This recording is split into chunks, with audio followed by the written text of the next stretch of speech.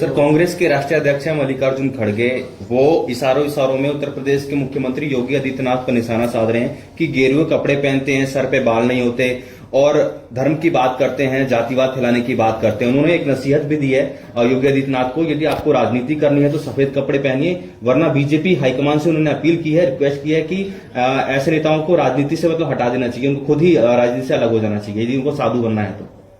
कांग्रेस हमेशा हिंदू विरोधी रही है। हिंदू संस्कृति, हिंदू संस्कार, हिंदू विचार का हमेशा इन्होंने विरोध किया है। भगवा वस्त्र हिंदुइज्म में बहुत पवित्र पावन वस्त्र माना जाता है और भगवे का विरोध करना ये उचित बात नहीं है। दिन जब चढ़ता है तो आकाश में भगवा रंग ही नजर आता है। मुझे लगता है कांग्रेसी देर से उठने के आदी हैं, उन्होंने कभी सूरज चढ़ते हुए देखा नहीं है। देर से उठने के आदी हैं। महाराष्ट्र की राजनीति में ये बयान है उनका? नहीं, ये देखिए, ये इस प्रकार से कहना मल्लिकार्जुन खड़गे जी का किसी भी प्रकार से उचित नहीं है। सर, महाराष्ट्र और झारखंड में चुनाव है, वोटिंग नजदीक है, क्या लगता है सर किस तरीके का माहौल दोनों राज्यों में देखते हैं? क्योंकि हरियाणा से भी कई बड़े नेता प्रचार के लिए अलग अलग राज्यों में जा रहे हैं सर, महाराष्ट्र और झारखंड में। देखिए, महाराष्ट्र हो या महाराष्ट्र हो या झारखंड हो, जहां जहां भी चुनाव होंगे वहां से भारतीय जनता पार्टी जीतेगी, क्योंकि नरेंद्र मोदी जी ने राजनीति की दिशा बदल दी। जिस प्रकार से पुराने चुनाव होते रहे, पुरानी पार्टियां, पुराने लीडर वादे, नारे, घोषणाएं करके लोगों की वोटों को हरते रहे, मोदी जी ने विकास की राजनीति शुरू की है। मोदी जी ने कहा है कि 2047 तक विकसित भारत बनाएंगे। आज से पहले तो कोई प्रधानमंत्री सोच नहीं सका। जवाहरलाल नेहरू जी ने नहीं सोचा, इंदिरा गांधी जी ने नहीं सोचा, राजीव गांधी ने नहीं सोचा, मनमोहन सिंह ने नहीं सोचा कि विकसित भारत बनाएंगे। हमारे से बाद जो देश आजाद हुए वो भी विकसित हो गए, विकसित देशों की श्रेणी में आ गए। लेकिन कोई सरकार, कोई पार्टी, कोई नेता इस मुद्दे को नहीं कह सका। प्रधानमंत्री नरेंद्र मोदी जी ने कहा है और आज हर प्रदेश का आदमी भी इस मुद्दे के साथ चलना चाहता है। वो भी चाहता है कि हमारा प्रदेश भी इसके साथ चले और हम नरेंद्र मोदी के साथ कदम ताल करते हुए आगे बढ़ें, ताकि सारा देश और हमारा प्रदेश भी विकसित प्रदेश बने। आजाद हुए 100 साल होने जा रहे हैं और आज भी मूलभूत सुविधाओं के लिए लोग तरस रहे हैं। मोदी जी ने कदम उठाया है कि लोगों को सारी सुविधाएं मिले। तो किसी प्रदेश में, हरियाणा में भी जो चुनाव हुआ, हरियाणा में भी इसका बहुत ज्यादा असर रहा। वो किसी भी प्रकार से कांग्रेस के विपक्षियों के बातों में लोग नहीं आए और लोग विकास के नाम पर लोगों ने वोट दिए है, क्योंकि लोग चाहते हैं कि हमारा प्रदेश भी पूरी तरह से विकसित भारत का अंग बन सके। किन किन मुद्दों पर हुई है और क्या क्या लेकर कर सामने आए? आज civil aviation minister of India Kinjarapu Ram Mohan Naidu ji से मेरी मुलाकात हुई है। मेरे विधानसभा में अम्बाला छावनी में प्रधानमंत्री नरेंद्र मोदी जी की बहुत महत्वाकांक्षी योजना उड़ान के तहत एक एयरपोर्ट मंजूर हुआ था। वो बनकर बिल्कुल तैयार हो गया। वो उसमें सारा बाकी सामान लग गया। जो सिक्योरिटी इक्विपमेंट्स हैं वो एविएशन वालों ने लगाने होते हैं, तो उसी के लिए मैं मिला था कि वो लगाए जाएं।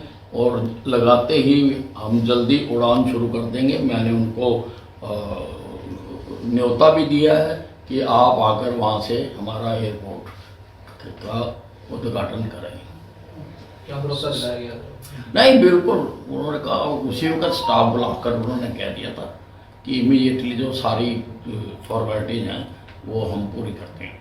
तो कब तक माना जाए सर कि वहाँ से ऑपरेशन शुरू? नहीं, एज अर्ली एज जैसे ही सामान लग जाएगा, जो स्कैनिंग का सामान होता है जब लगेज जाता है वो ये देते हैं, और बाकी जो सिक्योरिटी के इक्विपमेंट्स हैं वो सिविल एविएशन ही लगाता है। हालांकि पत्र हम पहले लिख चुके हुए हैं, लेकिन मैं मिला हूँ कि ताकि उसको त्वरित गति से सब सामान लगाया जाए।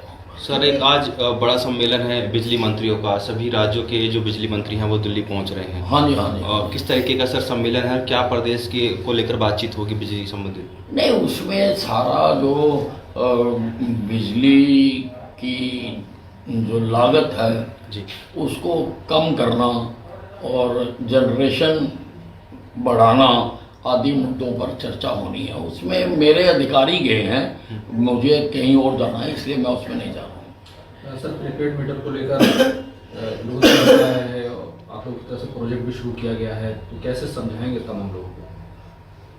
ये अब जो स्मार्ट मीटर आ गए हैं जिनको हम लगाने जा रहे हैं और उनके टेंडर भी हो चुके हुए हैं, उसमें प्रीपेड की भी सुविधा है कि लोग जितनी बिजली खर्चनी है उतनी ला के उसमें जैसे मोबाइल में डालते हैं मोबाइल चलाने के लिए, उसी प्रकार से है। पोस्ट पेड का भी है, लेकिन लोगों से चॉइस मांगी जाएगी कि वो प्रीपेड लगाना चाहते हैं या पोस्ट पेड लगाना चाहते हैं। सर, कांग्रेस पार्टी खाद की समस्या को लेकर बड़ा इशू बना रही है, हुड्डा साहब ने भी इस मामले को उठाया है, क्या कहना चाहिए? नहीं, खाद का सारे प्रदेश में ठीक वितरण हो रहा है और जैसे जैसे आवश्यकता हो रही है वो और हम मंगवाते जा रहे हैं। और हुड्डा साहब का तो हम क्या करें, वो आपने हरा के वो घर बैठ गए, अब बोलने भी ना, ये तो नहीं हो सकता।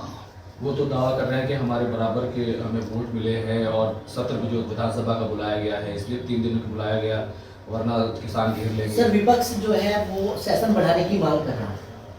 आप देखिए, हुड्डा साहब को बोलने से पहले अपने बारे में सोचना चाहिए। जब इनकी सरकारें थी, क्या कभी शीतकालीन सत्र इन्होंने ये लंबे चलाए?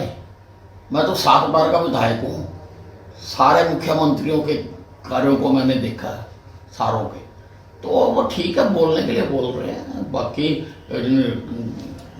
जो भी उसमें विषय आएंगे वो सारे डिस्कस होंगे। सर, क्या विषय रहेंगे अगर बात करें तो, क्योंकि पहला सरकार का पहला सेशन होगा? नहीं, कुछ विधायक आएंगे उसमें, जो हमने कुछ अनाउंसमेंट्स की हुई हैं उसके बारे में विधायक आएंगे और महामहिम राज्यपाल का अभिभाषण होगा और उस पर चर्चा होगी और उसके ऊपर चर्चा करते हुए भी सब अपनी बात कह सकते हैं। सर, कांग्रेस के नेता है मुकुट शर्मा, उन्होंने चंडीगढ़ में प्रेस कॉन्फ्रेंस की है। उन्होंने सिर्फ इतना कहा था टीवी डिबेट में कि नेता प्रतिपक्ष भूपेंद्र सिंह हुड्डा नहीं बनेंगे। कांग्रेस ने उनको बर्खास्त कर दिया है, वो देवान ने लेटर जारी करके 6 साल के लिए बर्खास्त कर दिया। किस तरीके से देखते हैं सर, हुड्डा के खिलाफ किसी कांग्रेस के कार्यकर्ता ने बोला और कांग्रेस ने उनको पार्टी से निकाल दिया बाहर? नहीं, कांग्रेस के अंदर पूरी दहशत है, पूरा भय बना हुआ है और किसी को भी बोलने की वो इजाज़त नहीं देते हैं। इन फाइटिंग बहुत ज़्यादा है और इसी कारण से ये अभी तक अपना विधायक दल का नेता नहीं चुन पाए। सर, बटेंगे तो कटेंगे लेकर लगातार विवाद हो रहा है, इसको लेकर क्या कहेंगे आप? देखिए, प्रधानमंत्री नरेंद्र मोदी जी ने बहुत अच्छी बात कही है कि एक रहेंगे तो सेफ रहेंगे, और ये तो बहुत अच्छी बात है। देश अगर एक रहता है, मजबूत रहता है, तो सेफ रहेंगे। उसी आधार पर ही वो बात है, किसी जाति धर्म का तो नाम वो नहीं ले रहे, वो तो इकट्ठा रहने के लिए बात कर रहे हैं ना, वो किसी जाति धर्म का नाम तो नहीं ले रहे। लेकिन धर्मगुरु मौलाना तौकीर रजा को ये बात पसंद नहीं आ रही है, वो कह रहे हैं कि प्रधानमंत्री को ऐसा बयान नहीं देना चाहिए, इससे नफरत फैलेगी। इस तरह की बयानबाजी वो दिल्ली में कर रहे हैं। नहीं, और वो कहते हैं ना, चोर की दाढ़ी में तिनका। किसी का नाम तो लिया नहीं है योगी जी ने, किसी धर्म की बात नहीं की है, उन्होंने खाली यही कहा है कि अगर बटेंगे तो कटेंगे, तो किसी को क्यों तकलीफ हो रही है? अच्छी बात है। अब अगर कोई ऐसा कहता है तो उनको लगता होगा कि ये उनके बारे में कही जा रही है, लेकिन वो ऐसा नहीं कह रहे। Thank you. बस